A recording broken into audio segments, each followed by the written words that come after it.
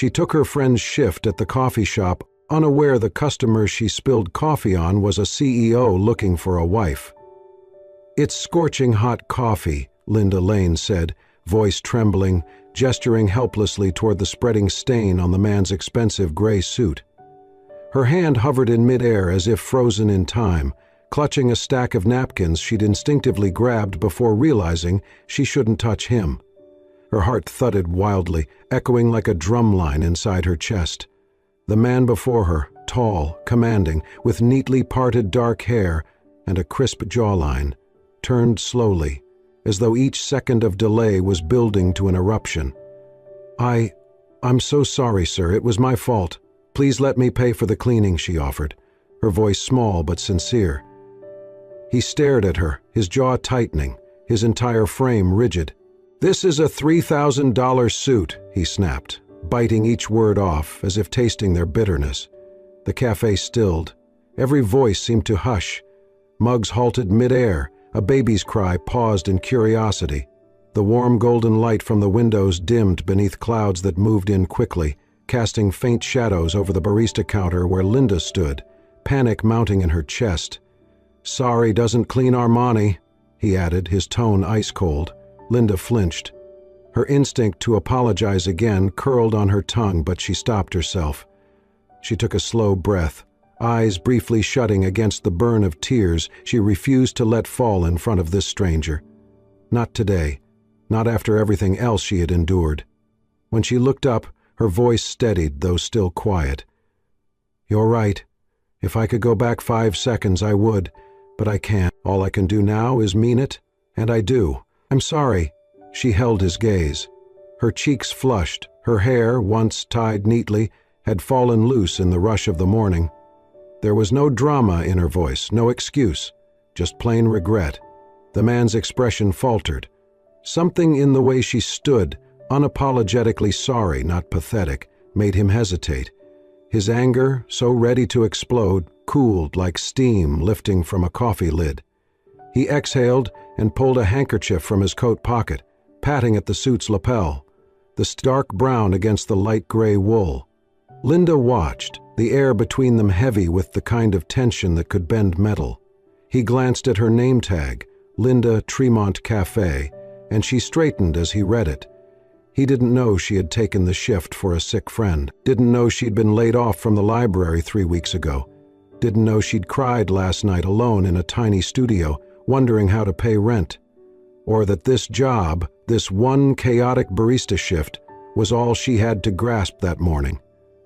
He didn't know any of it, but he saw something. He folded the handkerchief, nodded faintly, then pulled out a business card and placed it on the counter.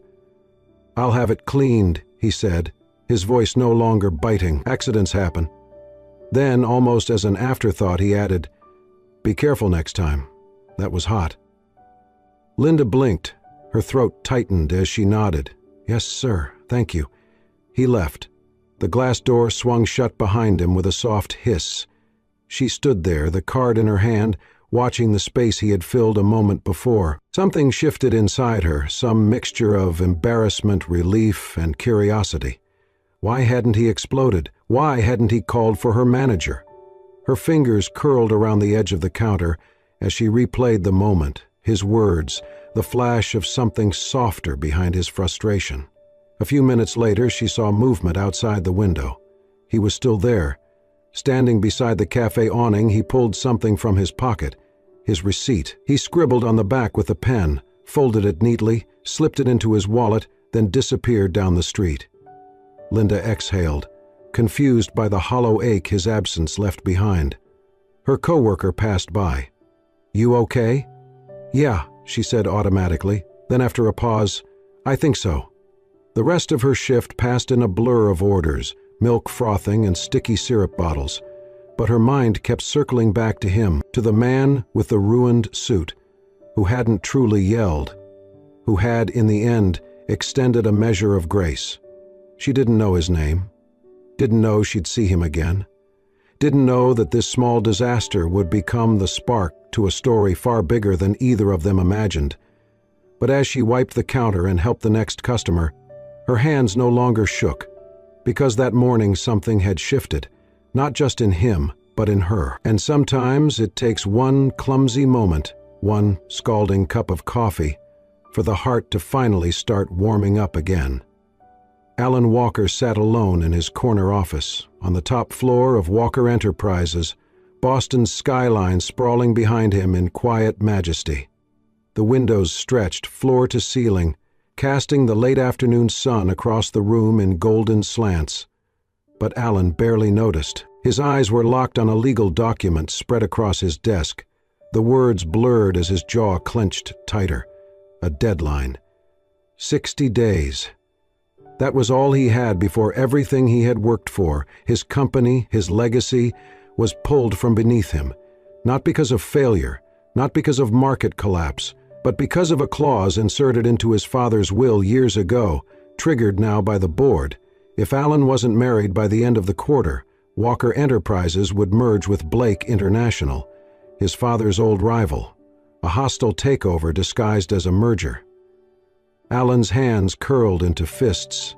He had spent the last decade reshaping the company from the ground up, late nights, ruthless negotiations, sacrificing friendships, relationships, his own health, and now they were telling him he needed a wife to keep it all?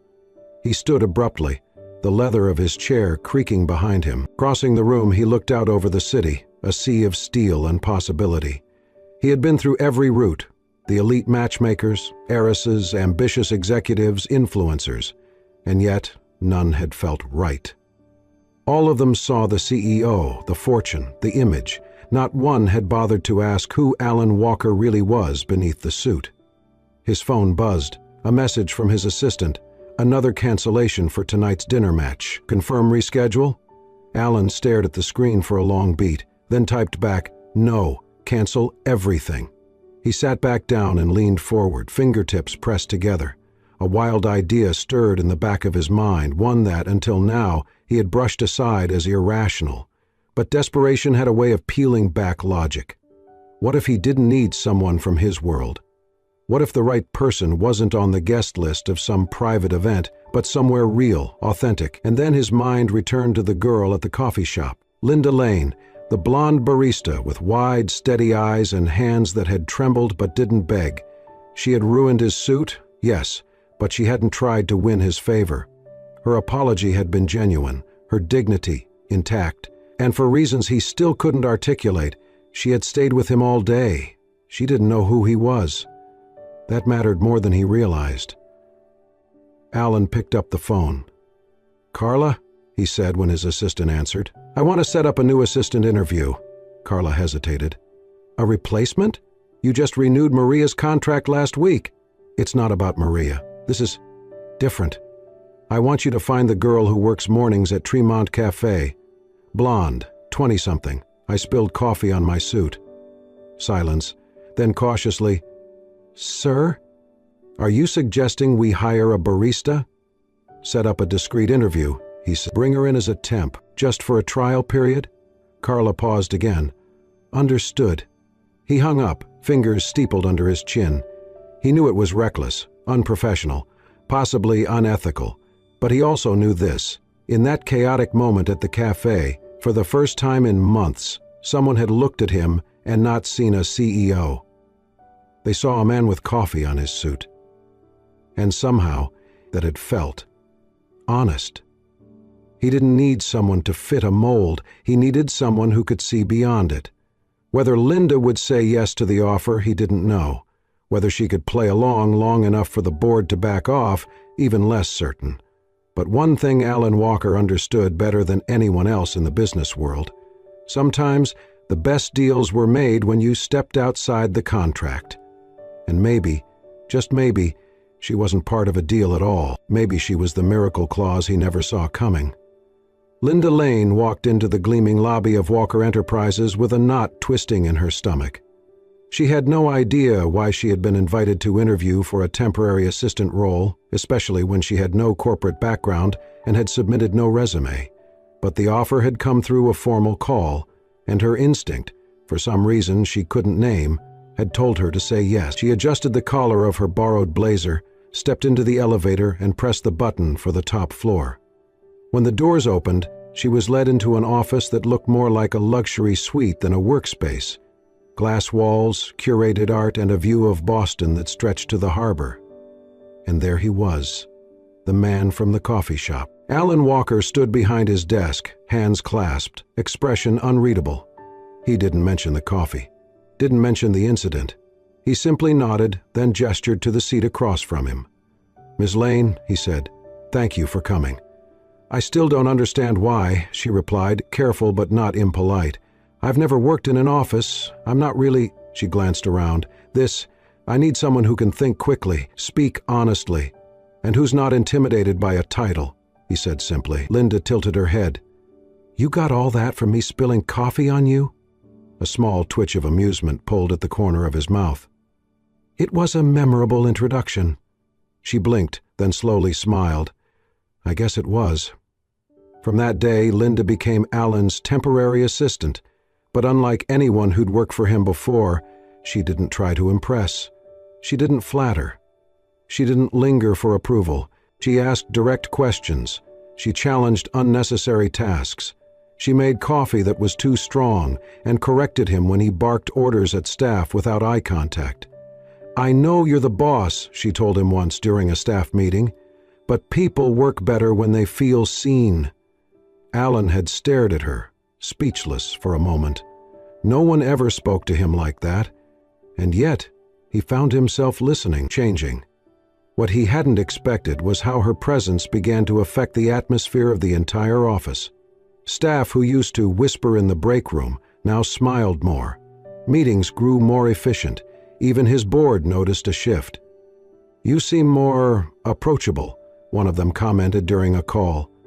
It wasn't deliberate, it was just Linda.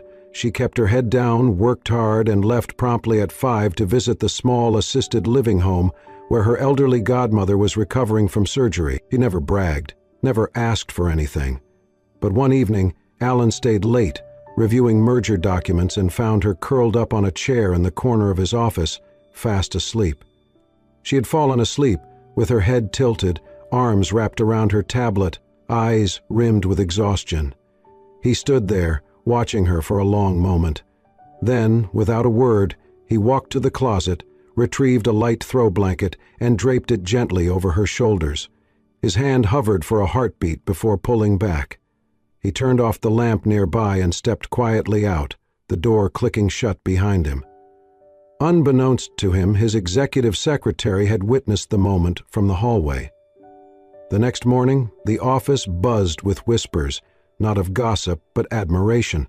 The ruthless CEO had just proven he still had a heart. Linda awoke alone, the blanket tucked neatly around her, and a post-it note left on the desk.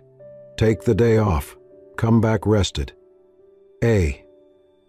She smiled, without meaning to, and something in her chest stirred. A warmth she hadn't felt in a long time. Neither of them spoke about it when she returned the next day. But from then on, Alan started asking her opinion, not just on scheduling, but on people, decisions, presentation, and when she gave it, she didn't hold back. "I think your pitch deck is solid," she told him once, "but your language around small businesses sounds cold. You should lead with people, not numbers." He rewrote it that night. Alan Walker, a man known for his detachment and calculation, found himself seeking out the presence of a woman who had entered his life by accident, but nothing about what was growing between them felt accidental anymore. It started with longer hours.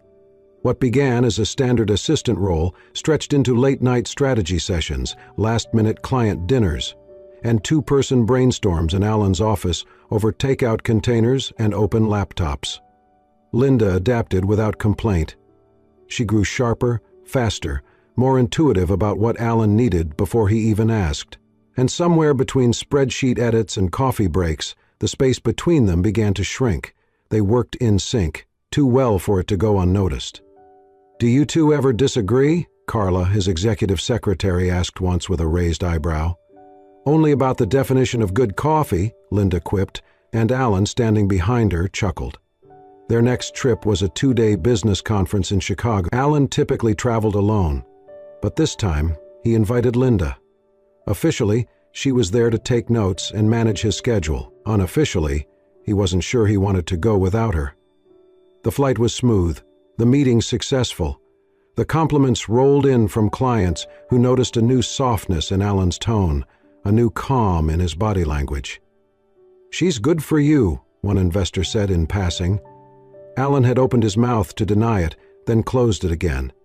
He wasn't ready to define what this was, or what it could become. At the airport on their way back, the terminal buzzed with delays. Thunderstorms rolled across the East Coast. Flights were grounded, and tension hung thick in the air. That's when they heard the crying. A little boy, maybe 4 or 5, stood near a trash can, sobbing uncontrollably. No parent in sight. People passed him without stopping. Alan hesitated, but Linda was already walking toward the child. She knelt beside him. "Hey, sweetheart, are you okay? Are you lost?" The boy sniffled, nodded, wiped his face with a sleeve. "What's your name, Tyler?" "Okay, Tyler," she said gently. "We're going to find your mom, or dad, all right? You're not alone." She stayed with him, calming him, asking soft questions while Alan flagged airport security. Within minutes, a panicked mother came rushing over, crying as she hugged her son. Linda smiled and stepped back, her hand still gently resting on the boy's back until he was safe in his mother's arms. Alan watched the whole thing from a few feet away, something tightening in his chest. When they finally boarded the late flight home, the cabin lights were dimmed, and Linda fell asleep with her head against the window. Alan sat beside her, hands clasped, his thoughts tangled.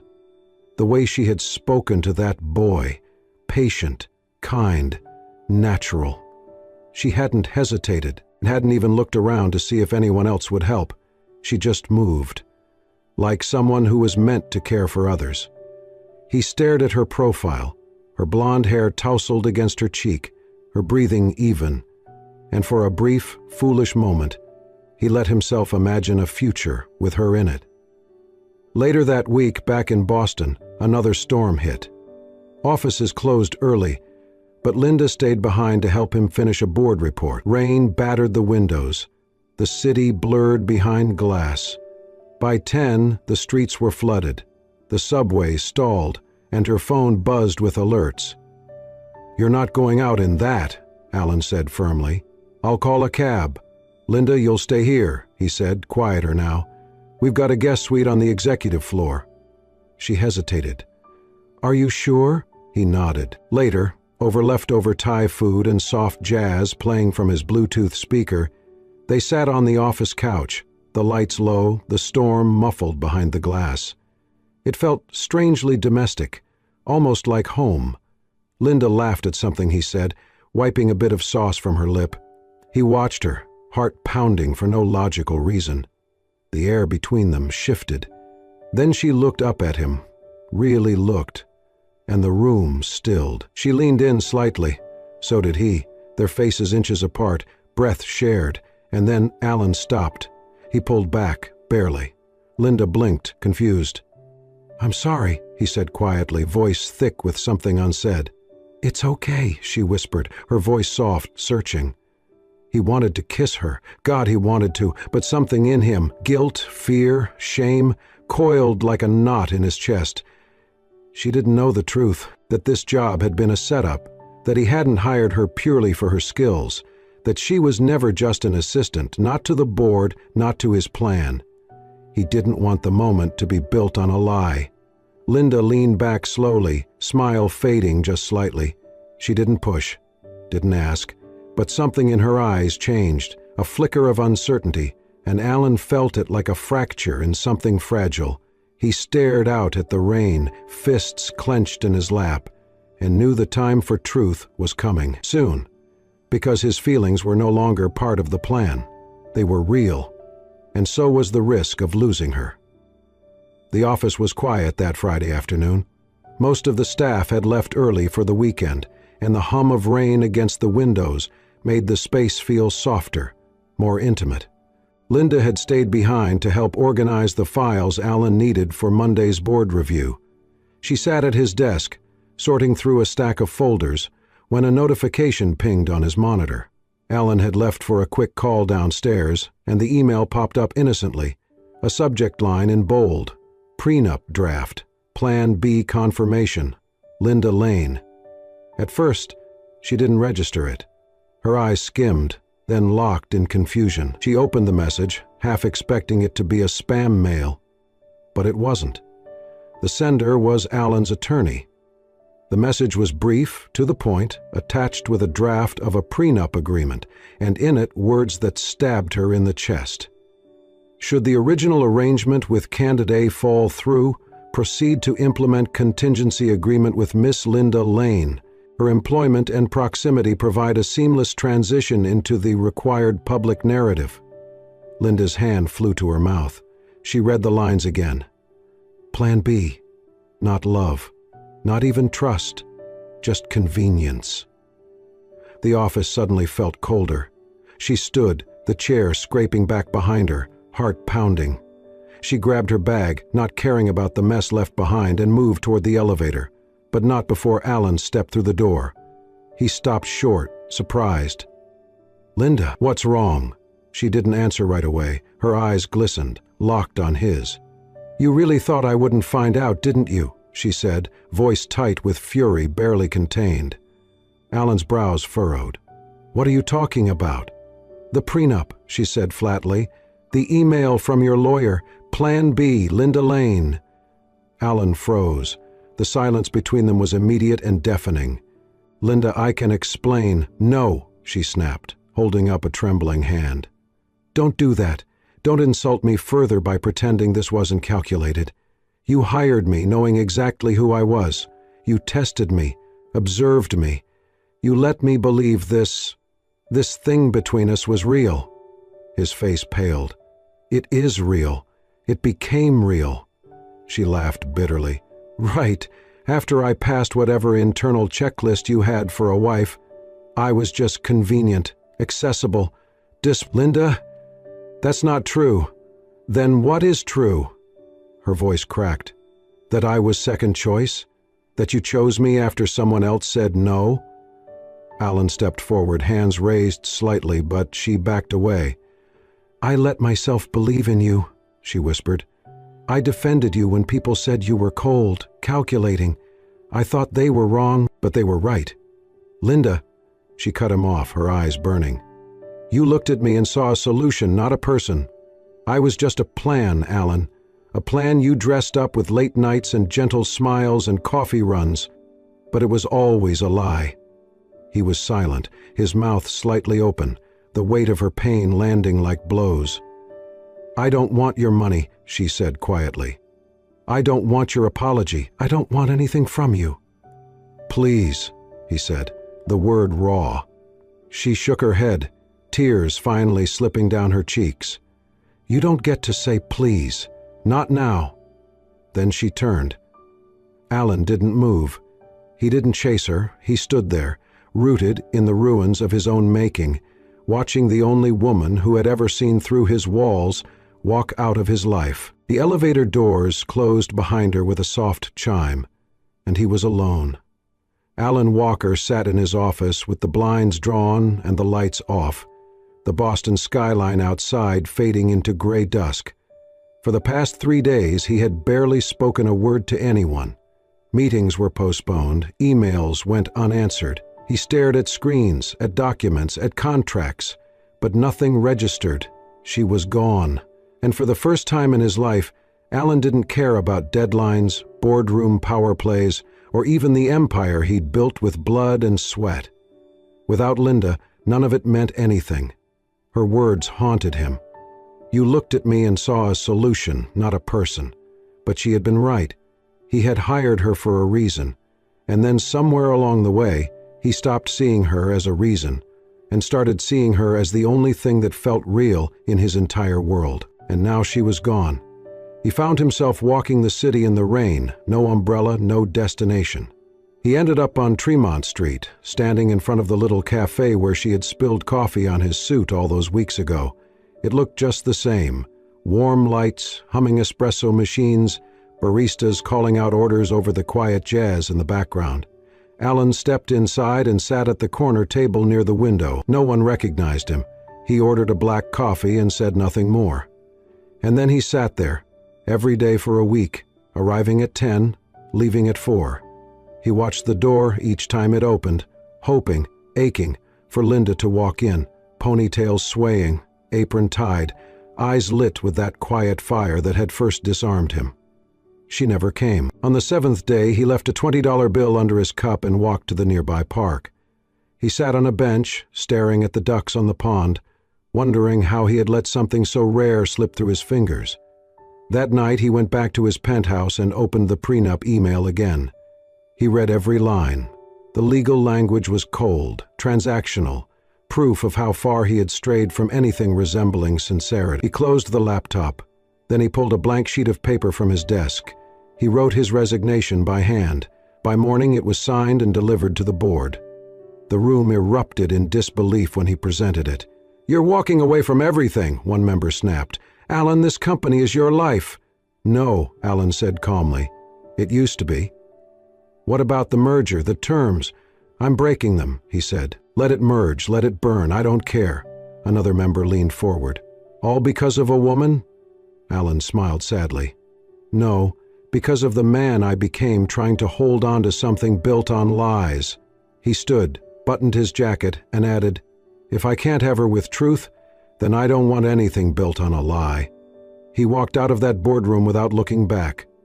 Later that day, he returned to the cafe once more. He ordered her favorite drink, vanilla chai latte with almond milk, and sat alone in the corner, just like always. The barista behind the counter eyed him with curiosity. "You keep coming here?" she said. "Looking for someone?" Alan looked up, eyes wary but kind. "Yeah," he said. "Someone who taught me more in 3 months than I learned in 34 years. She must have been special." "She is." The bell above the door chimed. He looked up, but it wasn't her. Still, he waited. Because that's what people do when they finally learn what love means. They wait, they hope, and when necessary, they let go of everything else to make room for what truly matters. The smell of old pages and quiet rustle of book spines had always been a comfort to Linda. After everything, after her godmother's passing, the whirlwind that had been Alan Walker, and the storm that followed, she found herself back at the public library on Commonwealth Avenue, volunteering again. She shelved books, helped elderly readers find novels they half remembered, read to children in the sunlit reading room. Her heart was quieter now, bruised, still healing, but quieter. That afternoon, as she stepped outside to lock up, she saw him. Alan stood across the street, hands in his coat pockets, rain softening the sharp lines of his expensive jacket. He looked different, less polished, more human. His eyes, when they met hers, held no arrogance, no expectation, just ache and honesty. Linda didn't move. He crossed slowly, never breaking eye contact, and stopped a few feet away. "Hi," he said, voice low. "Hi," she replied, arms wrapped around herself. "I know I shouldn't be here," Alan continued, "but I needed to say something. Not to fix anything, just to tell the truth." Finally, she said nothing. "I was scared," he admitted. "Terrified, actually. Not of the company, not of the board, but of letting someone get close. I thought if I controlled everything, even love, I could avoid getting hurt." Linda's expression didn't change, but she didn't walk away either. "I created a script," he said. "I thought if I found someone who didn't know me, I could shape the story the way I needed it. But then you walked in and nothing followed the script anymore. You were real. You were everything I didn't know I needed, and everything I didn't deserve." Linda blinked slowly. "I kept telling myself I'd explain, that I'd find the right moment to tell you the truth. But the longer I waited, the more I feared I'd lose you. And in trying to keep you, I ended up pushing you away anyway."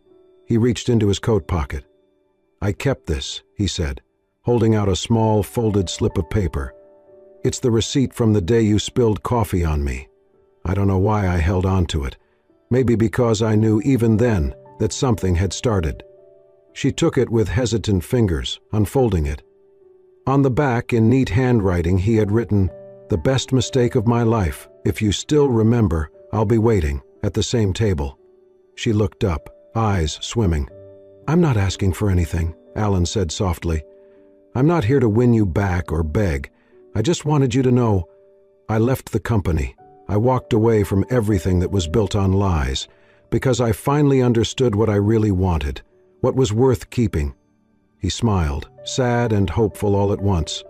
"And if you don't come, that's okay. You don't owe me anything. I just hope you'll remember that day and know that I'll be sitting there, just in case." He stepped back, giving her space, and walked away without turning around. Linda stared at the receipt in her hands for a long time. Her fingers trembled. She pressed the paper to her chest, and the next morning, just as the cafe doors opened and the bell above chimed softly through the warm air, she stepped inside. She looked toward the corner table. He was there, and this time he wasn't holding a script. He was simply waiting, with truth in his eyes and hope in his heart. The bell above the cafe door chimed, and Alan stood immediately. Linda had just stepped inside. She wore a soft blue coat, her hair tied back simply, cheeks touched by the morning chill. Their eyes met, and for a moment neither moved. The noise of the cafe faded. All he could hear was the rhythm of his own breath and the hope pounding behind it. He nodded toward the table. "I was hoping you'd come." Linda smiled, quiet and unsure. "I wasn't sure until this morning." "I understand," he said. May I get you a coffee?" She raised an eyebrow, amused. "Only if you promise not to spill it this time," he chuckled, relieved. "Deal." He turned to the barista and picked up the to-go cup he had requested earlier. It was plain except for a small heart doodled on the lid. Alan brought it back carefully, setting it in front of her. She looked at him curiously. "You're giving me coffee? To go? Just open it," he said, voice soft. She pulled the lid off. Inside, nestled among a folded napkin and a small slip of paper, was a simple velvet ring box. Linda froze. Her hands trembled slightly as she lifted it. Alan dropped to one knee, right there beside the table. The cafe fell into silence. The barista paused mid-pour. A little girl at the counter whispered, "Is he proposing?"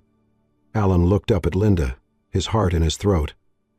"I don't want a wife for business," he said, voice steady but thick with emotion. "I don't want contracts or arrangements. I don't want someone perfect on paper. I want you for life." He took a breath. "You challenge me, you see me, and somehow, even after everything, you still came back. I will spend the rest of my life making sure you never regret that." Linda blinked quickly. Tears filled her eyes. Her mouth opened, but no sound came. Then she nodded.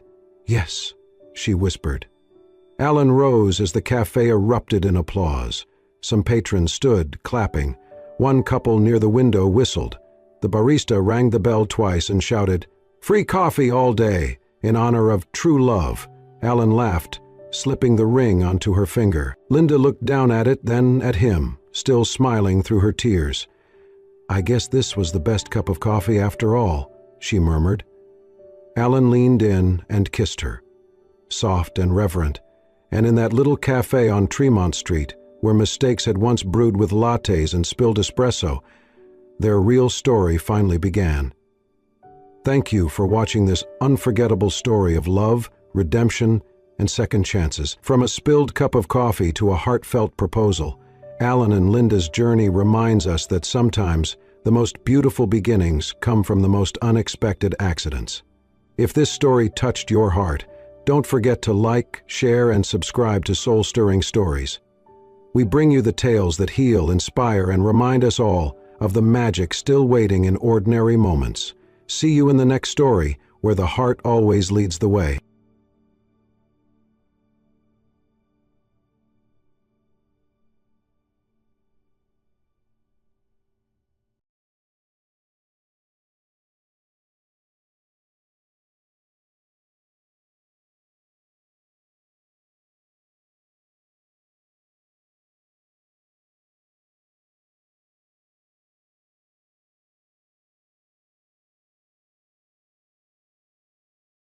May I have your leftovers, ma'am?"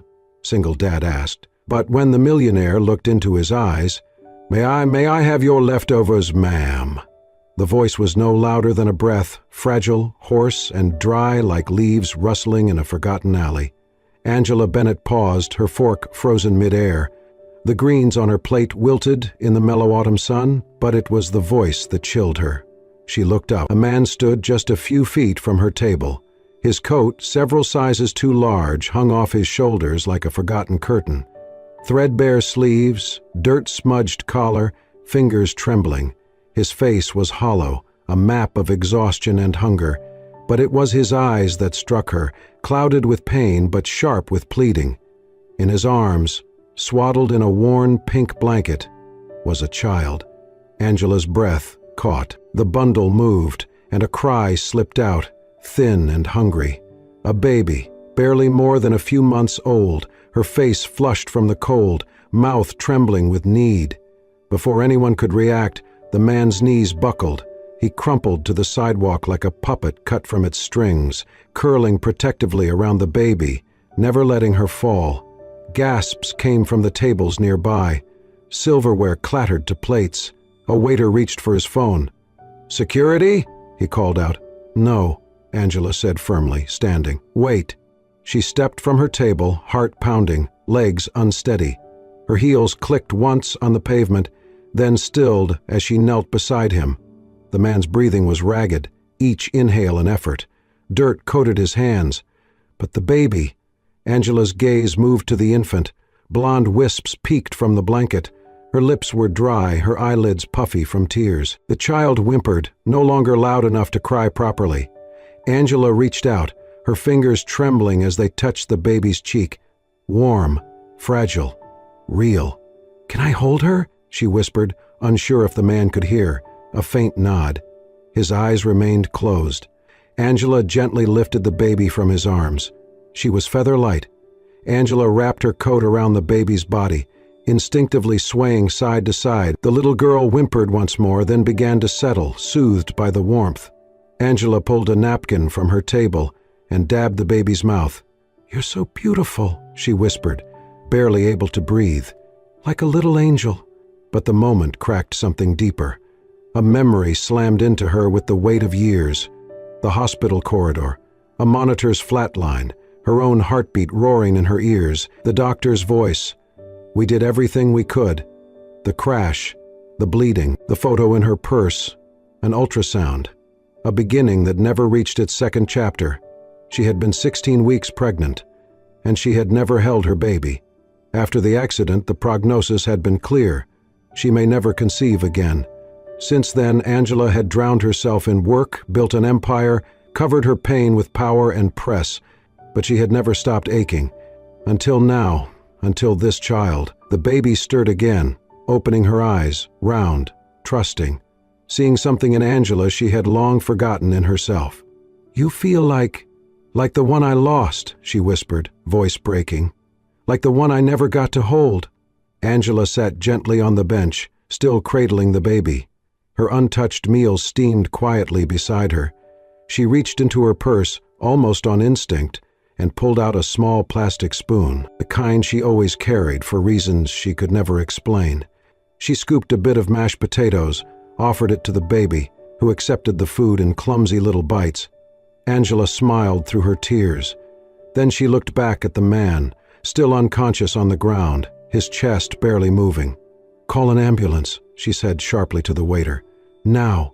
The waiter nodded and stepped away, already dialing. Angela turned back to the baby, kissed her forehead softly.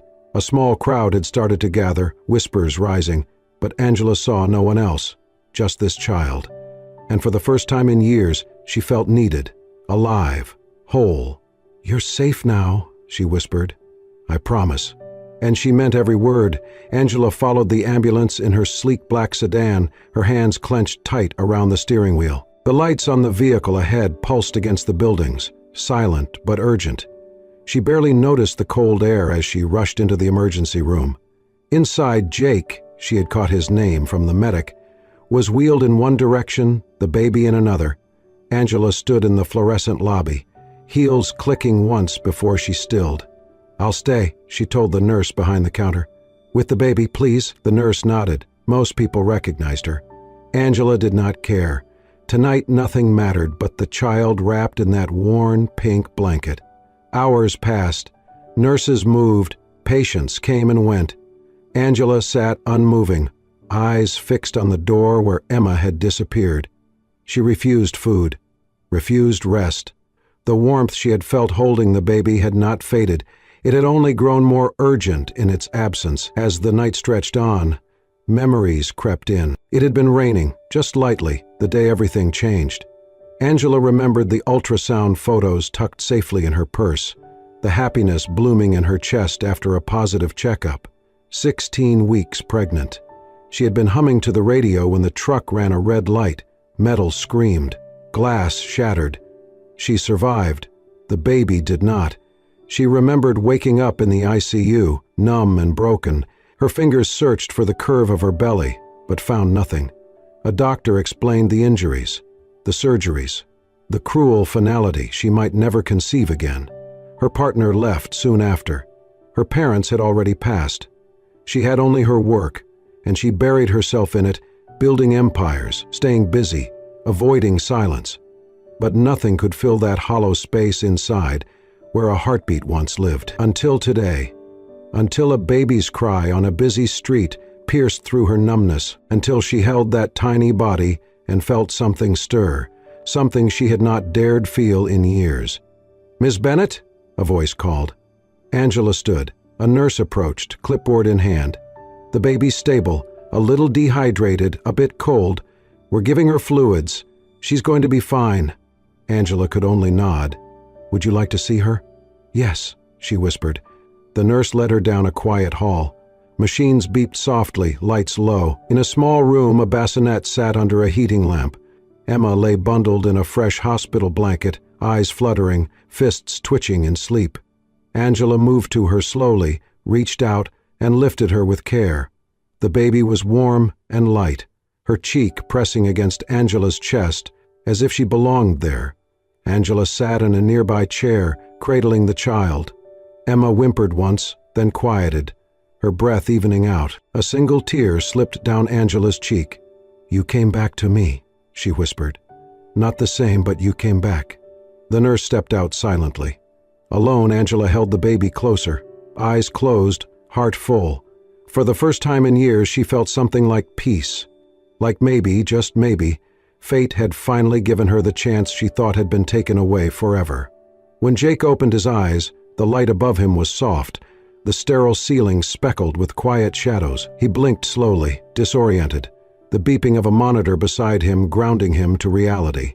He tried to sit up, but a wave of dizziness forced him back against the pillow. For a moment, he panicked. Emma! Where was Emma? Then, as if summoned by thought, the door creaked open. Angela stepped in, holding Emma in her arms. The baby was sleeping, bundled tightly in a hospital-issued blanket, her small chest rising and falling with perfect rhythm. Angela's hair was pulled back, her expression unreadable, but her eyes, those sharp, blue-gray eyes, were softer than he remembered.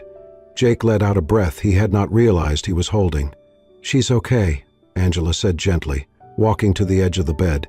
"She was just cold and hungry. They gave her fluids, ran some tests. She's strong." Jake nodded, swallowing hard. "Thank you. I don't know what would have happened if—" Angela shook her head. "You do not have to thank me." He looked away, ashamed. "I should not have come near you. I saw your plate, I thought, maybe just a bite. For her, not for me." Angela's grip on the baby tightened slightly. "You were desperate. You protected your child. There is no shame in that." Jake sat up slowly, cringing at the stiffness in his back. "We should go. I do not want to cause more trouble. They will probably call child services. And you have done enough." Angela took a breath and looked down at Emma. The baby stirred slightly, nuzzling into her chest as if she belonged there. "I want to help," she said. Jake looked at her, eyes wary. "Why?" She met his gaze, unwavering. "Because I understand what it means to lose everything, and because when I held her, I felt something I thought I had lost forever." He frowned slightly. "You do not even know me." "No." Angela agreed. But I know pain when I see it. I know what it looks like to survive day by day for someone else's sake. I know what it feels like to hold a child and think, this is all I have left. Jake's eyes widened slightly.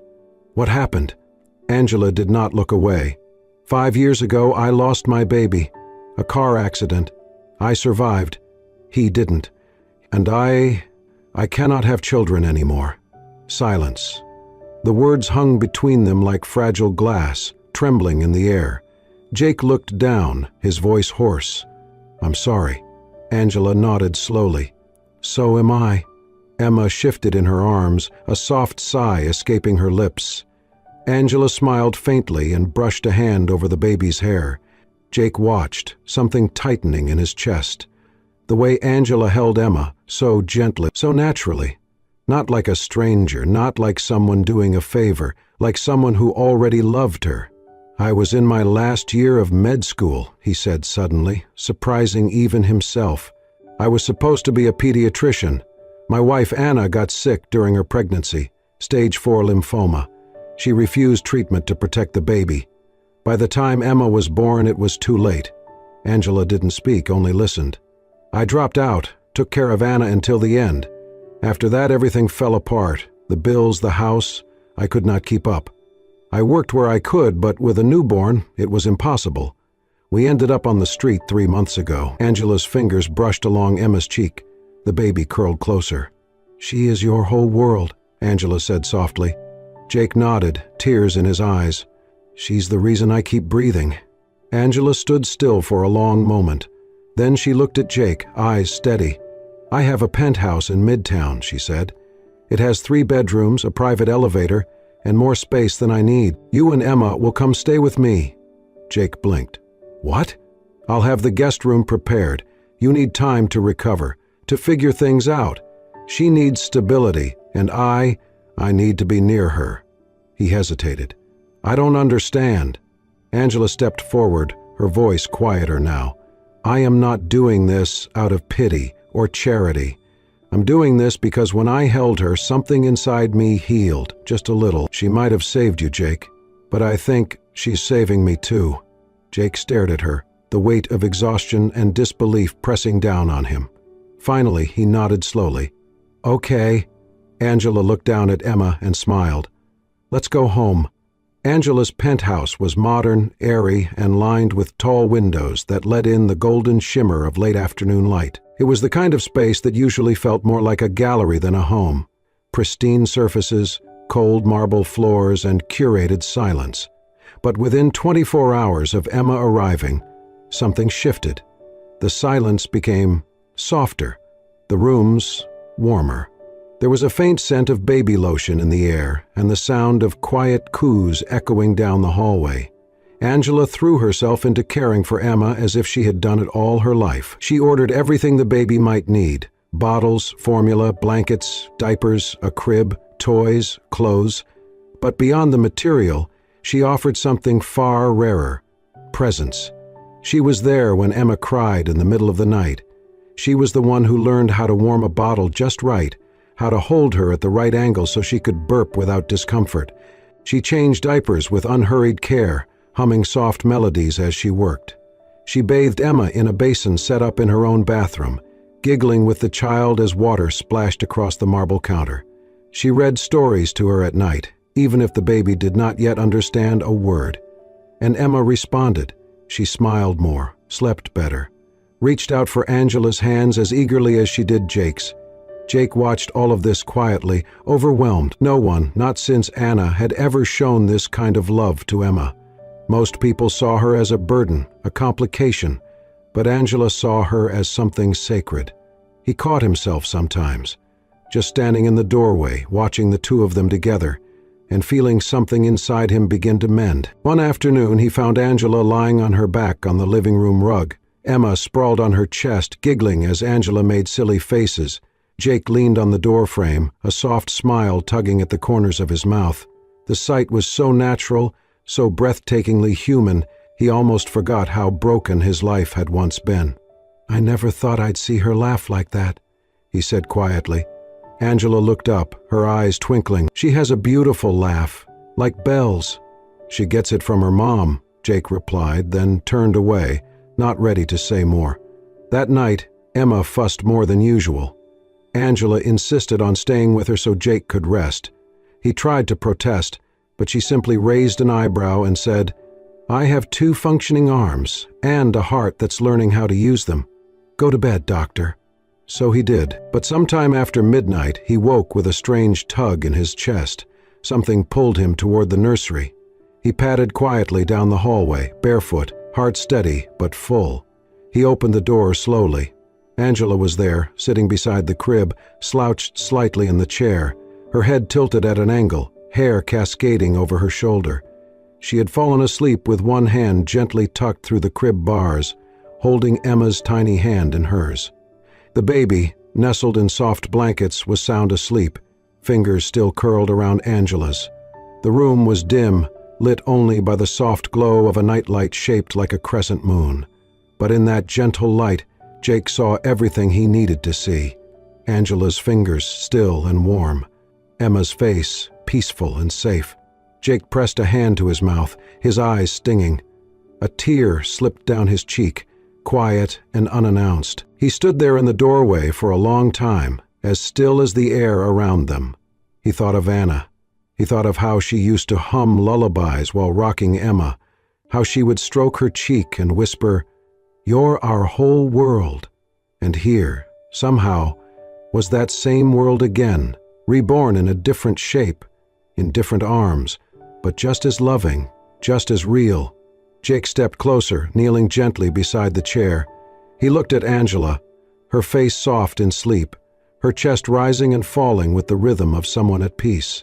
"Thank you," he whispered. "Thank you for loving her. Thank you for giving me back the image of her mother." He did not wake her. He did not move her hand. He simply sat there, keeping silent watch over the 2 girls who had saved his life in more ways than they could ever know. It began with a single photo, a blurry image taken from across the street. Angela Bennett stepping out of her penthouse, holding a baby in her arms, followed by a man in a worn coat. The caption read, "Tech fashion queen's mysterious new roommates?" Within hours, it was everywhere. Social media exploded. Gossip blogs speculated wildly. Secret love child? Billionaire adopts homeless man? PR stunt for sympathy? The theories came fast, some kind, others cruel. While some praised Angela as a guardian angel, others accused her of orchestrating the whole thing for attention. Jake found the headlines on Angela's iPad, left open on the kitchen counter. He stared in silence, his jaw tight, scrolling with trembling fingers. Every headline cut deeper. Angela entered the room moments later, holding a bottle of formula in one hand, Emma in the other. Jake turned to her, voice low. "They think I'm part of a show, a prop." Angela didn't flinch. "Let them." "You don't get it," he replied. "You have a name, a company. This could destroy your reputation." She set the bottle down, gently placing Emma into her bouncer. The baby cooed, blissfully unaware. Angela looked at Jake calmly. "I know exactly what this could cost, but I also know what matters." Jake stepped closer. "Maybe we should leave. You've already given us so much. We don't want to be the reason." Angela cut him off. "This is your home, Emma's home. I don't care what people say. I care that she sleeps safe and you're not starving on a sidewalk." Jake shook his head. "They're saying awful things about you." A soft, sad smile touched Angela's lips. "They've said worse. Since the day I made my first million, people have called me cold, too ambitious, heartless. None of it mattered. But this," she glanced at Emma, "this is the only thing that has ever felt real." Jake was quiet, but his chest ached. Angela's voice softened. "I lost my baby, and something in me died with him. I stopped hoping, stopped feeling, until I met her. I won't let the world shame me for loving this child like she's mine." Jake lowered himself into a chair, burying his face in his hands. "I just don't want you to be hurt for helping us." Angela walked over, laid her hand on his shoulder. "Then let me fight for this. My way." The next morning, she scheduled a press conference. Her PR team panicked. Her board objected. She didn't budge. The room was packed. Angela stepped on stage wearing a simple white blouse, no jewelry, no makeup beyond necessity. Jake stood backstage, Emma in his arms, heart pounding. Angela waited for silence before speaking. "I know there are questions," she began. "I'm here to answer them, not with spin, but with truth." She paused. 5 years ago, I was in a car accident. I lost my child. I was told I'd never carry again. Since then, I've built companies, earned accolades, filled my life with noise, but I've never stopped feeling empty. The room stilled. 2 weeks ago, I met a man named Jake and his daughter Emma. He asked for my leftovers while collapsing on a sidewalk, and when I looked into that child's eyes, I saw something I thought was gone. Hope. She looked directly into the camera. This is not a PR stunt, not a campaign. This is me choosing not to walk away from a miracle just because it arrived in an unexpected form. I didn't go looking for a child, but maybe the child found me. Angela stepped back, voice steady. I won't turn away from that. I never will. For a moment the room held its breath. Then applause began, hesitant at first, then rising in waves. Some reporters remained stoic, but others stood. Somewhere in the back someone whispered, "She meant it." Backstage, Jake held Emma tighter. In that moment he knew Angela had not just spoken the truth, she had freed them all with it. Angela moved fast, as she always did when something truly mattered. Within days, she assembled a legal team to help Jake reclaim his identity, processing documents, confirming guardianship of Emma, and clearing the red tape that had buried him during months of survival. She reached out to Columbia University, where Jake had once studied, and personally advocated for his return. Backed by her support, the school welcomed him to complete his degree. Jake never imagined walking those halls again. Years ago, he had arrived with dreams and a backpack full of textbooks. Now, he returned with a daughter, a broken past, and a rare second chance. Angela supported him through it all. She handled Emma's medical checkups, stayed up during teething nights so Jake could sleep before exams, and prepared quiet dinners when he came home drained from clinical rounds. She even learned how to make Emma laugh during diaper changes, something Jake still struggled to master. Emma thrived. Her first word, light, came while reaching toward the chandelier in Angela's office. Her first steps were taken in the penthouse hallway, toddling joyfully between Jake and Angela. She lived in a home where love wasn't explained, it was lived. Together, the three of them became something quietly beautiful. Not quite a couple, not officially a family, but something whole. Their days wove into a rhythm. Flashcards at the dinner table while Emma played with peas. Mornings where Jake napped on the couch, Emma curled on his chest. Nights spent whispering by her crib when she was sick, Angela's hand always close by. Jake's presence steady. They never discussed what they were becoming. They didn't have to. Then came the day of Jake's graduation. The auditorium buzzed with anticipation. Angela sat near the front in a pale blue dress, Emma on her lap, both glowing in the soft spring light. Jake's name was called. He walked across the stage, holding Emma in one arm, the weight of every hardship carried with silent dignity. He stood at the podium, the room stilled. I thought my life ended when I lost everything, he began. I dropped out of this program to care for my wife. She chose our daughter's life over her own. After she passed, I was just surviving. There were nights I went hungry so Emma could eat. The audience listened in rapt silence. Then one day, I collapsed on the street holding my daughter. I asked a stranger for her leftovers. I thought I was begging for food, but she gave me so much more. He looked at Angela. She gave us a home, gave us dignity. She gave me the strength to keep going. He turned back to the crowd. I'm graduating not because I'm strong, but because someone was strong for me when I had nothing left. And because of her, Emma will grow up not just safe, but loved. He paused, voice quieter now. I once asked for someone's leftovers. But that woman, she gave me an entire life. The auditorium held its breath. Then applause broke like a wave, loud, rising, unstoppable. People stood. Some cried. Emma giggled at the noise and buried her face in Jake's neck. Angela rose, hands clasped, eyes wet. Jake smiled down at her. He had once begged on a sidewalk, empty and broken. Now he stood tall, and he was no longer alone. The months after graduation were quieter, gentler. Jake started working at a nearby clinic, part-time at first, easing back into the rhythm of professional life while still taking care of Emma. Angela returned to managing her company full-time, but made sure her schedule ended each day with dinner at home. And that home, her penthouse, had transformed. It no longer felt pristine or curated. It felt lived in. There were toys scattered beneath the coffee table, sticky fingerprints on glass doors, and lullabies echoing down the halls. Yet it was never chaotic. It was whole. And in the stillness of that new rhythm, something between Jake and Angela began to shift. It was not dramatic, not a confession, not a kiss under moonlight. It was in the small things. How Angela handed him a coffee each morning without asking how he liked it. How Jake instinctively reached for her coat when she looked cold. It was how they always ate together, how they waited for each other to finish work, how Jake never left for his shift without saying goodbye to her, even if she was in the middle of a Zoom meeting. It was simply presence. Neither of them used the word love. Neither of them tried to define what they were. But every night, after Emma had been put to sleep, they found themselves in the same place, sitting on the couch, shoulder to shoulder, watching old movies or just listening to the quiet hum of the city. Then came the night Angela fell ill. It started with chills and a slight headache. She tried to brush it off, but by evening she could hardly keep her eyes open. Jake noticed her pale complexion and the way she leaned against the door frame just a moment too long. "You need to rest," he said, gently guiding her toward her bedroom.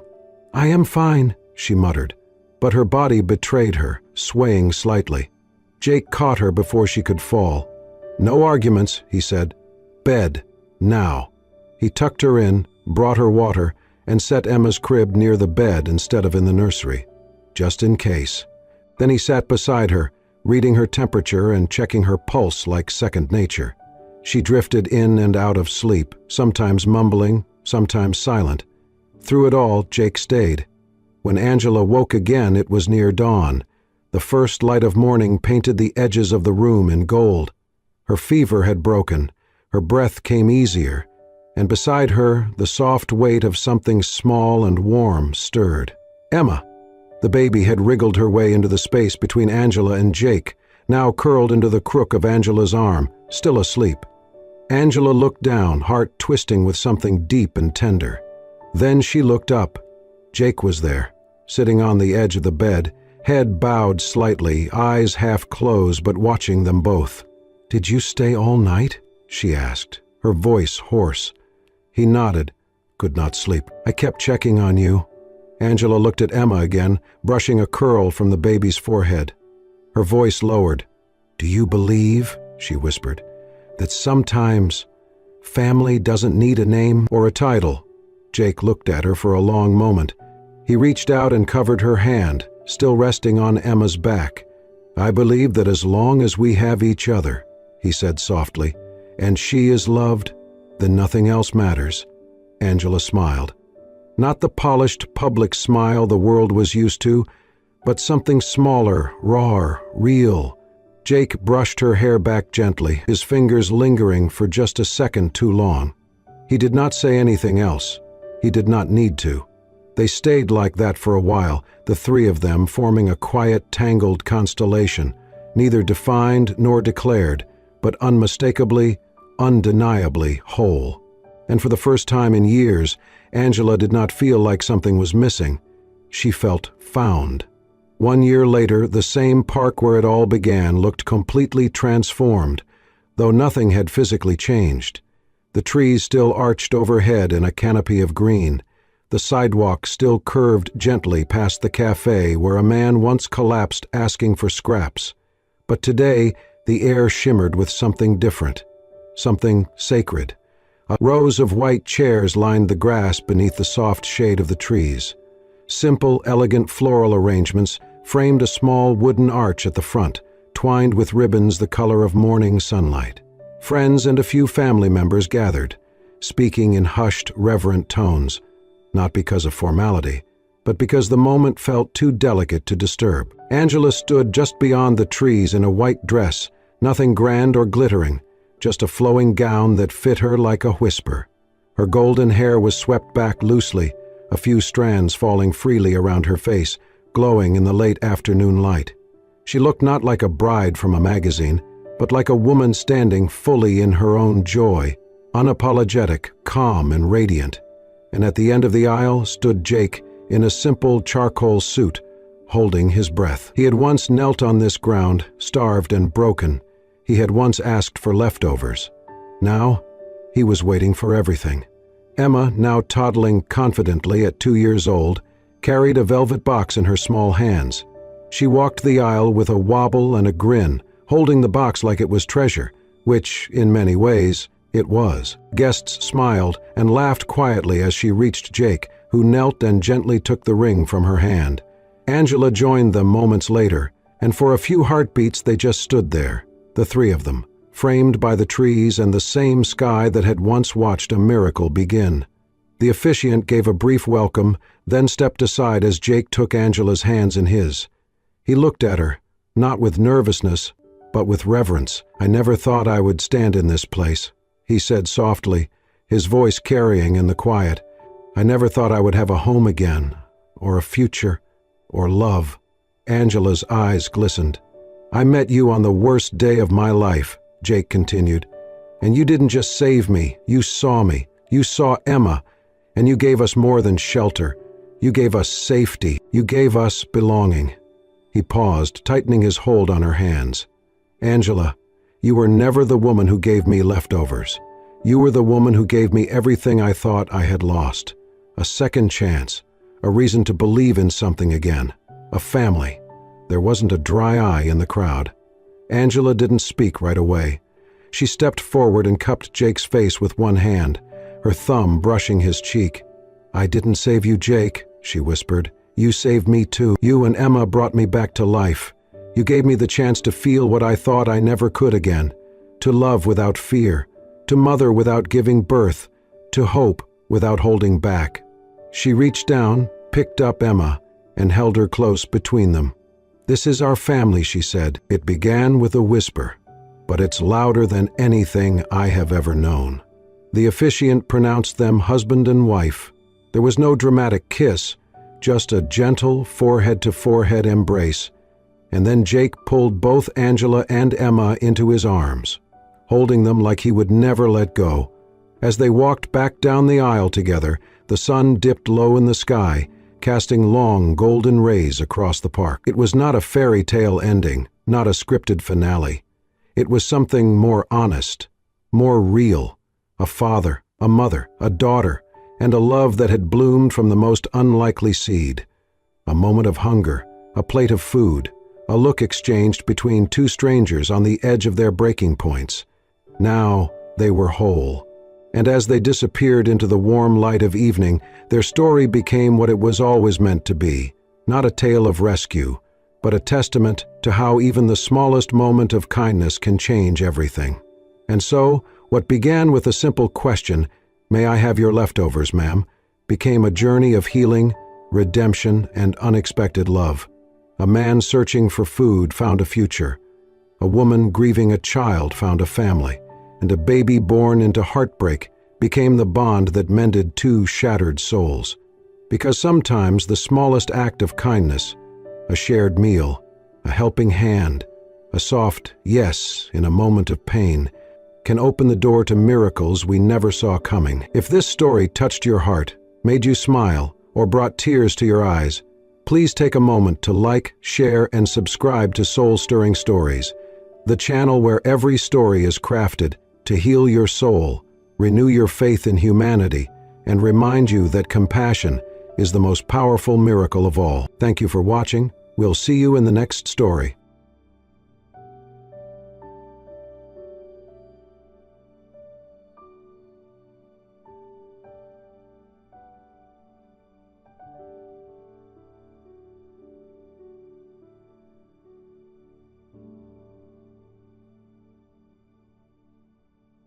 She thought the quiet guy in the hostel was just a backpacker, until he showed up with a helicopter and a ring.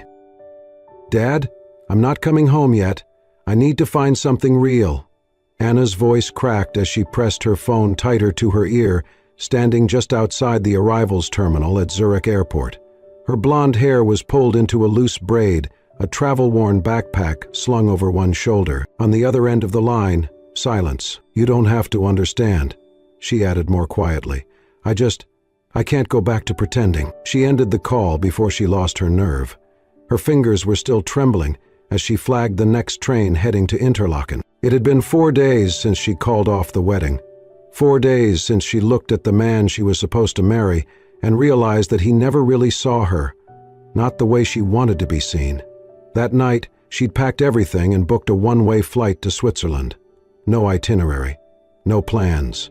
Just her and the hope that maybe, far from everything, she could start over. By late afternoon, she stood outside a tiny alpine hostel tucked between white-capped mountains. It looked like something out of a snow globe, wooden shutters, ivy crawling up its side, and a little red sign that simply read, "Wander House."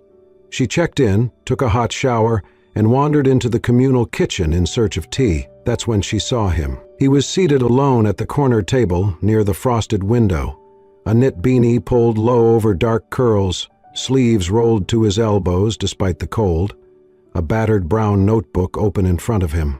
He wasn't eating, just writing, occasionally pausing to look out at the falling snow, as if waiting for it to say something he'd missed, though she didn't know his name yet, not then. All she knew was that his presence quieted the noise in her head. The hostel was full of movement, college kids on ski trips, retirees chasing postcard views, solo wanderers like her trying to outrun something. But Luke didn't fit any mold. He never joined the group dinners, never drank by the fire pit. Yet he wasn't unfriendly. He simply observed. Over the next 3 days, they shared the same space without exchanging more than a few polite words. She noticed how he always helped wash dishes, even if he hadn't eaten, how he refilled the kettle when it emptied, how he'd leave behind a folded napkin with a small doodle or quote for the next person who used the table. Always anonymous, always quiet. Anna tried not to be curious, but something about him pulled at the threads of her unraveling heart. On the 4th evening, she stepped outside after dinner. The snow had begun again, light, slow, like feathers falling from the sky. She walked to the edge of the small garden behind the hostel, where the trees met the open night, and sat on the stone bench dusted in white. That's when she saw him.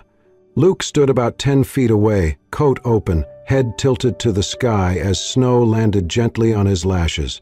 He didn't move, just breathed, like the forest had become a chapel and the snowfall a prayer. She watched him, silent. Then, as if he felt her gaze, he turned. Their eyes met. He didn't smile, didn't speak, just gave a slow, respectful nod, and something in Anna, something tired and afraid and hopeful, nodded back. She didn't know yet that the man with the notebook had already written about her. Didn't know. He saw how she tucked her hands into her sleeves when she was nervous, how she offered her seat to an elderly tourist in the lounge without a second thought, how her laugh, though rare, sounded like bells breaking winter silence. But in that moment, beneath the falling snow, without a single word, they saw something in each other, something real. Anna noticed it first in the little things. Every morning, Luke brewed coffee before most of the hostels stirred awake, filling the kitchen with the warm, earthy scent that seemed to wrap around the old wood beams like a comforting embrace. He never said much, just a quiet nod if their eyes met, then back to his notebook, where he scribbled with the same intent as someone writing the last letter of their life. Anna tried a few times to start conversation, a comment about the snow, a joke about the crowded hostel fridge. Luke would answer short, polite replies, but the moment her words stretched longer than necessary, his gaze would drop, and his hand would return to his pen like a safety net. She could have let it go, but then she fell. It was her second attempt at skiing. She had taken a beginner's trail, too confident after one successful morning. She hit a patch of ice, tumbled hard, and twisted her ankle just enough to leave her limping back to the hostel, pride bruised and skin scraped raw. That night she sat on her bed with a cold compress when a knock came at the door. No voice. No footsteps down the hall. She opened it to find a small metal thermos, steam still rising from its spout. A post-it stuck to the side in tidy handwriting. Add honey if you want, or drink it stubborn. No signature. But she knew. From that moment, something shifted. The next evening, Anna offered to help clean the kitchen after dinner. Luke was already there, sleeves rolled up, wiping down the long wooden counter. She joined him in silence, passing plates and stacking bowls. It was the first time they stood shoulder to shoulder, without the heavy quiet pressing between them. "Do you like Swiss roasty?" he asked suddenly, not looking up. Anna blinked. "I don't know. Never had it. I'll show you." He moved with confidence, pulling out potatoes, cheese, herbs. She watched his hands, steady, sure, gentle. When he showed her how to grate without nicking her knuckles, he didn't touch her hand but mimicked the motion slowly beside her. And when she added too much salt, he smiled faintly, not teasing, just amused. He never asked her about her past, never pried, but somehow he remembered. He remembered that she liked her tea unsweetened, that she ate her bread crust first, that she paused when reading signposts, mouthing foreign words like tasting a new fruit. One evening she sat outside under the fairy lights teaching a small group of local children basic English phrases. She used gestures, rhymes, made animal sounds to get them to laugh. They adored her. And when the last child was picked up, she leaned back, cheeks flushed, wind pulling loose strands from her braid. She turned to see Luke watching from the kitchen window, his expression softer than she had ever seen. He didn't wave, didn't move, but for the first time he smiled, truly smiled, and it hit her like the first warm breeze after a long winter. Later that night she found a plate waiting for her on the long kitchen table, a slice of warm apple tart. Next to it, folded neatly, was a square of paper torn from a notebook. In his careful script, it read, "You teach them like someone once taught you." Anna stared at it, her heart suddenly loud in her chest. This was not the message of a passing stranger. This was someone who saw her, not just the surface, but the roots she rarely let show. She picked up the note, her fingers trembling slightly, and for the first time in weeks, she didn't feel like she was drifting. She felt known. The hostel felt different that morning. The usual hum of backpackers making coffee and shuffling maps was quieter. The air had a strange stillness to it, like the world was holding its breath.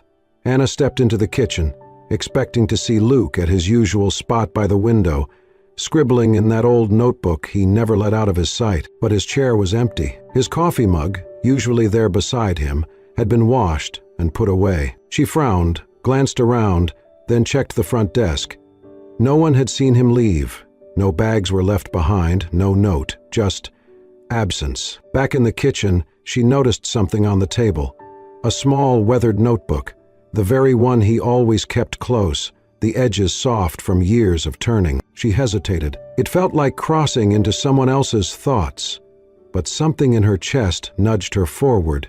Her fingers curled around the worn cover, and she slowly opened it. The first page was blank, the second too, but on the third page, her name. Not written directly, but she knew it was about her.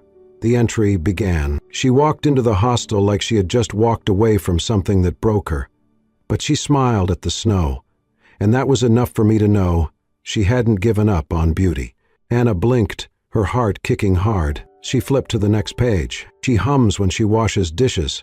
Little melodies I do not recognize, but they stay in my head after she leaves. And then another. She talks to children like they are worth listening to. I do not remember anyone ever doing that for me. But she does it without trying. Page after page, Luke's voice filled the kitchen. Descriptions so detailed, so intimate, she felt like she was looking at herself through a mirror she had never seen before. Her laugh, her tea habits, the way she licked her thumb to turn pages. Tiny things. Things no one should have noticed, but he had. And then, near the end, written with a trembling hand, I thought love was something I had buried with her. But this girl, she made the silence inside me less terrifying. If I ever find the courage to love again, It would be her. Anna's breath caught. She closed the notebook, holding it to her chest. The kitchen was empty, cold, still smelling faintly of coffee and cinnamon from the night before, but now it felt hollow. She sat down in Luke's usual chair, the notebook still in her hands, and stared out the window. Snow was falling again, quiet, slow flakes that danced in the morning light. He was gone. No warning, no goodbye. Just pages full of everything he had not dared say aloud. She pressed her fingers against her lips, remembering the way he had handed her warm tea, the way his eyes had softened watching her teach, the way he had always stood close. Something inside her cracked, not with grief, but with a kind of yearning she had not expected. He had seen her, truly seen her, and now he was gone. She sat there long after the other travelers had come and gone, her thumb brushing over the edge of the last written page. The silence he left behind was louder than anything he had ever spoken. Anna left the hostel, with her backpack slung across one shoulder and the notebook clutched tightly in her hand. The pages felt heavier than paper should, like they carried the weight of something unspoken, something sacred. She did not know where she was going next. Interlaken had been meant to be a stopover, a pause in a long string of aimless wandering after the collapse of the life she thought she wanted. But now, it was more. It had become a place where something had stirred inside her, a place where her heart had cracked open, just enough to let the cold in, and something warm fight back. Every path she walked reminded her of him. The snowy hill where they once stood in silence, watching local children build snowmen, their laughter bouncing off the trees. He had not said a word that day, just stood beside her, offering the stillness of his presence as if that were enough. The tiny bakery tucked between the alleyways, where she once forgot her wallet and turned red with embarrassment, only to find, minutes later, the coffee already paid for. She had never seen him do it, but she knew it had been him. The lakeside bench where he sat in the mornings, notebook open, pen moving like the world was made of ink and memory. He never spoke unless spoken to, but she always felt seen, not watched, just noticed. Anna tried to shake the memories. She told herself it had been just a moment, just a passing connection between two people whose lives had briefly crossed in a snow-covered corner of the world. It meant nothing, but her heart knew better. Late one night, wrapped in a blanket and watching snow fall outside the train station, she gave in. She picked up her phone and typed a message to the hostel's manager. "Do you remember Luke? The guy with the backpack and the notebook? Do you know anything about him?" She did not expect a response, but in the morning her phone buzzed. Quiet guy, right? Always cleaned up after himself. Left the place spotless. Only thing I found after he left was a receipt. Said he made a call from our desk phone to a hospital in New York. Anna's breath caught. Her fingers went cold. It was a thread, a beginning. She followed it. She spent the day in a quiet cafe on the outskirts of Lucerne, a cup of untouched coffee growing cold beside her laptop. She searched every variation she could think of. Hospital directories, foundation websites, press releases, even obituary pages. Nothing, until suddenly, everything. Luke Harrison. She stared at the name. Heir to the Harrison Medical Group. Son of Dr. Elliot Harrison, world-renowned neurosurgeon.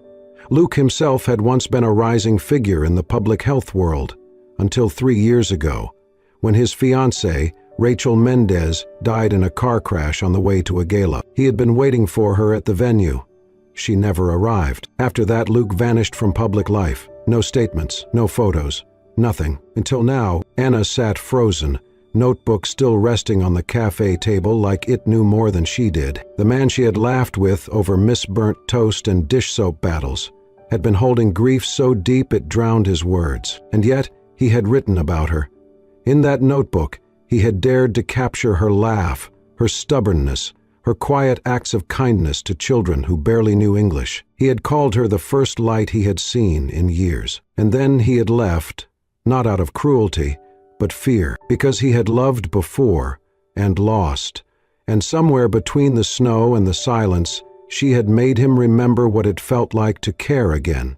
Anna's hands trembled as she held the notebook. This was not just about romance. This was about trust, about healing, about two people who had run from pain and somehow collided into something fragile and rare. Luke had given her more than his words. He had given her a choice, and now it was her turn to choose whether she would let that gift slip through her fingers or chase down the man who had once believed in forever and was quietly asking if maybe, just maybe, it could still exist. The snow fell lightly that morning, just enough to kiss the tips of Anna's boots as she sat on a quiet hill outside the village. The air was still, the kind that held its breath before something changed. She had her notebook open in her lap, the one she had begun the day Luke disappeared. The pages were filling slowly, mostly with questions she had not found the courage to say aloud. Why did he leave? Why did he write about me? And why did it feel like he had taken something of mine with him? Something I had not known I needed until it was gone. She was halfway through a sentence when her phone buzzed beside her. One message, no number. It said only two words: look up. Anna blinked, her heart immediately thudding. She lifted her gaze, squinting into the white sky. At first, she saw nothing. Then, the distant thump of rotor blades. The clouds parted slightly, and a small, sleek helicopter emerged, slicing through the snow-dusted air. It circled once, then slowly descended toward the open stretch of field beside the hill. Anna stood slowly, breath caught in her throat, the wind from the landing blades whipping her hair across her face. The door opened, and there he was. No backpack, no notebook, no shadows under his eyes. Just Luke. He stepped out, dressed not in worn jeans and hiking boots, but a tailored black coat, dusted lightly with snow. In his right hand, a small velvet box.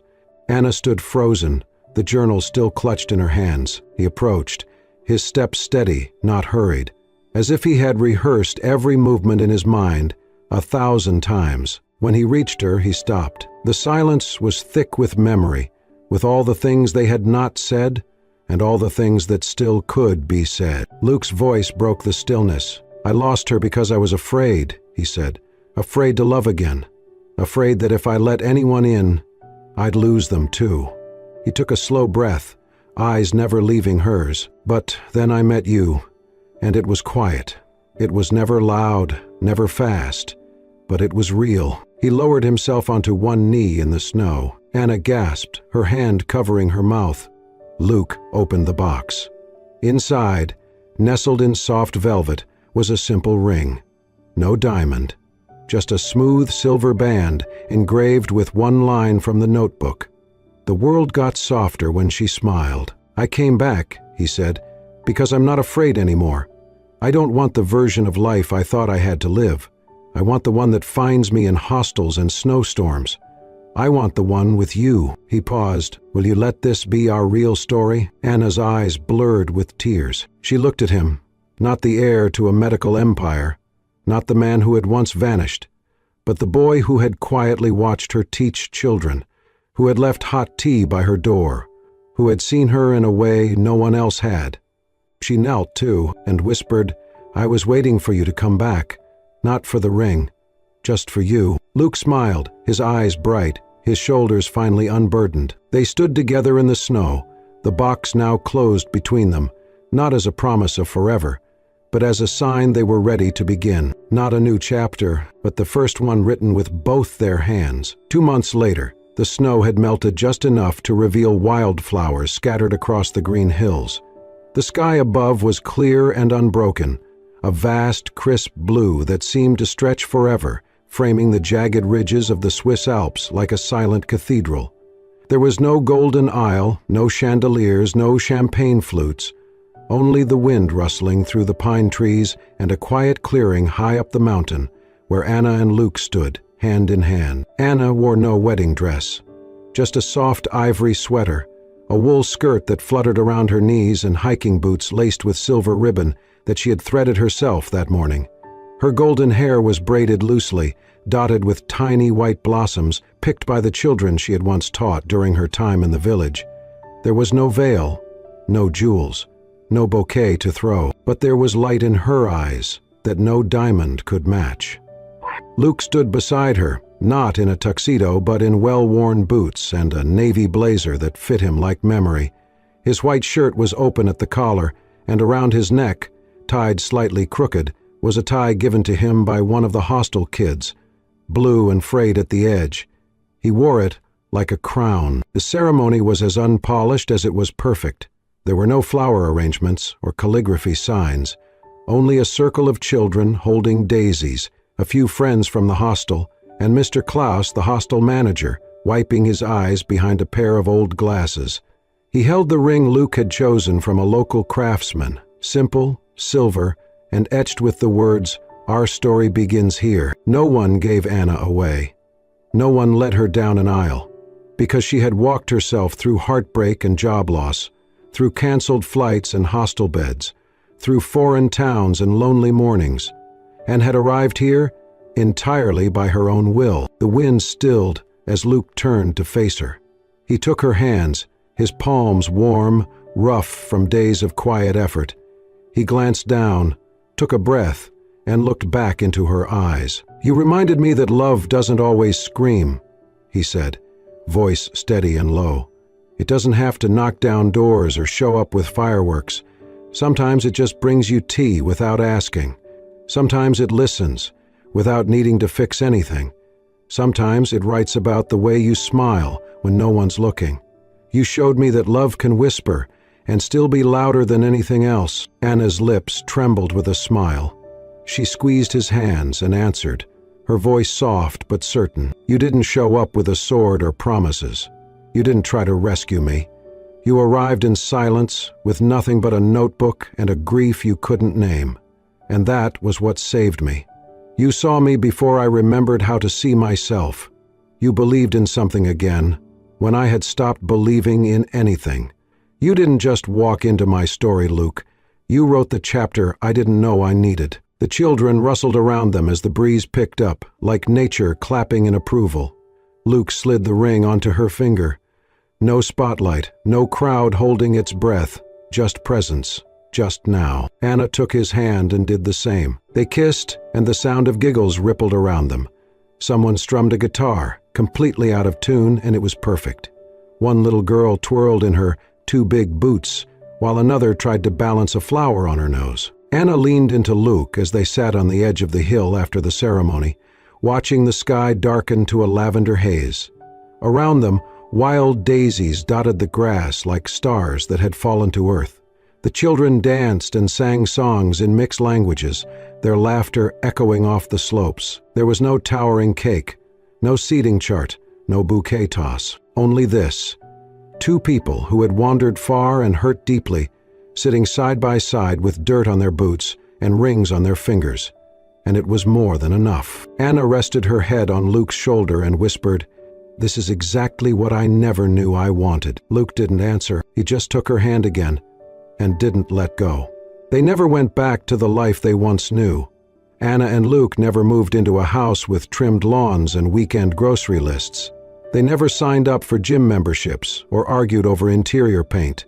Instead, they packed their lives into two worn backpacks and chose a rhythm that matched the pulse of their hearts. Unrushed, uncharted, undefined. Backpacking together became not just travel, but a way of being. Mornings began with lukewarm coffee at forgotten stations, steam rising like promises in the crisp air. They didn't know where they'd end up that evening, and they liked it that way. Some nights were spent in hammocks tied between palm trees, others in dusty village inns, where roosters served as alarm clocks and ceilings creaked with secrets. They followed kindness, not maps. In Portugal, they helped an old doctor who spoke more to his memories than to people. He missed his granddaughter and didn't know how to use email. Over flaky pastries, Luke helped him log into an account while Anna wrote the first message for him. "Hi, Emily, Grandpa here. I still remember how you laughed at clouds." He cried when he hit send. In a remote village in Georgia, they found a lost boy during a harvest celebration. His small hands trembled until Anna crouched beside him, gently asking his name. Luke spotted a woman in the distance, her eyes wild with fear. Minutes later, mother and son embraced, while Luke and Anna watched silently, hearts swelling in the simplicity of reunion. They did not ask for anything in return, only stories. Anna began writing.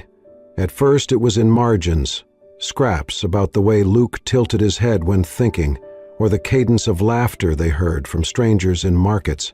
But on a quiet evening beneath the stars of a Turkish coastline, Luke handed her his old notebook, the one from Interlaken. The pages were weathered, ink smudged in places. She opened it, gently. At the very back he had written, "Finish what I started." So she did. She pieced together his words, added her own memories, gave shape to a love story that had not been planned, but had been deeply lived. She called the book The Boy with the Quiet Eyes, a tribute not just to Luke, but to every quiet love that saves without shouting. It was not written for fame, but stories, when real, find their way. The book traveled faster than they did, through word of mouth, backpackers' exchanges, hostel shelves, and therapist waiting rooms. Readers said they saw themselves in those pages, that someone had finally written what love really felt like. When it hit bestseller lists, they were in Vietnam, sharing dumplings on a street corner. A stranger approached them, tears in her eyes, holding a worn copy of the book. She said nothing, just smiled. That was enough. That night, as rain danced lightly on the tin roof above them, Luke reached into his pack. He handed Anna a new notebook, leather-bound, still pristine. "No words yet?" she asked. Luke shook his head. "Your turn to write us." Anna cradled it in her hands, heart thudding. Around her was a world she hadn't planned, a man who had once written about her when she didn't believe in love, and the quiet certainty that this life, unscripted, tender, wild, was her real story. She opened to the first page and began. "This is not a story about finding a person. This is a story about becoming one, and choosing to walk with someone who doesn't lead or follow, but stays beside you when the road disappears." 1 year later, the mountains of Interlaken looked exactly the same. Snow-kissed peaks, the chill of wind sweeping through valleys, and the quiet rhythm of hostel life rolling on. But Anna and Luke were no longer the same people who had once passed through these doors, carrying old wounds and silent hearts. The wooden sign of the hostel creaked in the breeze as they stepped inside, backpacks worn but eyes bright. The lobby still smelled of pine and cinnamon, and the same creaky floorboard near the reception still complained under weight. But something had changed, something gentle and glowing, like the way a place welcomes back those who once called it home. In the common kitchen, the tables were familiar, the mugs mismatched, just like before. A young woman with auburn hair sat curled up in the corner seat, Anna's old favorite spot. She had tear-streaked cheeks and a wrinkled photo of a man clutched in her hand. She did not look up when they entered. Anna paused for a moment, watching the girl. Then she filled a kettle, brewed a simple herbal tea, and carried it across the room. She placed the warm mug gently in front of the girl. The girl finally looked up, startled. Anna smiled, soft but steady. "Sometimes," she said, "the people you're meant to meet find you when you stop looking." The girl blinked. She gave a tiny nod, her hands curling around the mug. Luke stood near the counter, watching Anna. His gaze wasn't full of longing or surprise anymore. It was full of peace, like looking at something precious you already hold. They spent the evening helping out around the hostel. Anna reorganized the bookshelf, laughing softly at how many new copies of The Boy with the Quiet Eyes were there. Luke fixed a broken door hinge and taught a teenage traveler how to sharpen hiking knives safely. That night, the hostel gathered by the fireplace for shared stories, just like they used to. Travelers spoke in half-broken English, and laughter crossed language barriers. Anna sat beside Luke on the rug, her head leaning on his shoulder, her hand in his. Toward the end of the evening, the hostel owner, now gray-haired and always smiling, stood and gestured toward the far wall. "Before anyone leaves," she said warmly, "you should see something we've added." Everyone turned. There, framed in dark cedar, hung an old notebook. The leather was worn, the corners frayed. Below it, a small brass plaque read, "Quiet stories matter. One of them began here." Gasps and murmurs rippled through the crowd. Anna looked at Luke, stunned. "You didn't," she whispered. He shook his head. "It wasn't me." The owner walked over to them, eyes kind. "After your book came out," she said, "people kept asking if it was real. So we found the notebook you left and we framed it to remind people that every quiet person in a hostel might be carrying something beautiful. Anna's eyes glistened. She stood slowly and approached the frame. She read the first line, now faded but still legible: "If I ever find the courage to love again, it would be her." Behind her, Luke placed a hand on her back. In that moment, there were no words that needed saying. Later that night, as snow began to fall again outside the window, Anna and Luke sat in the same seats they had occupied a year before, the same little kitchen, the same shared silence. But now, it was full of understanding. Anna held a pen in her hand. A new notebook lay open in front of her. Luke looked at her, his voice low. "Another story?" She nodded. "Yes, but this one starts right where the last one paused." And so, in the same hostel where it all began, with the scent of tea in the air, the hum of soft conversations nearby, and a young girl quietly sipping hope from a ceramic mug, Anna began to write again. Not for the world, not even for the book, but for them, for the love story that did not crash like lightning, but fell like snow, quiet, certain, and real. If this story touched your heart, made you smile, or reminded you that love often arrives in the quietest ways, then this is just one of many we have for you. At Horensprechen Stories, we believe in the power of tender, soul-stirring tales. Stories of second chances, silent courage, and love that doesn't need to shout to be heard. Don't forget to like, comment, and most importantly, subscribe to Horensprechen Stories for more heartfelt journeys like this one, because sometimes the story you need finds you when you least expect it. See you in the next one.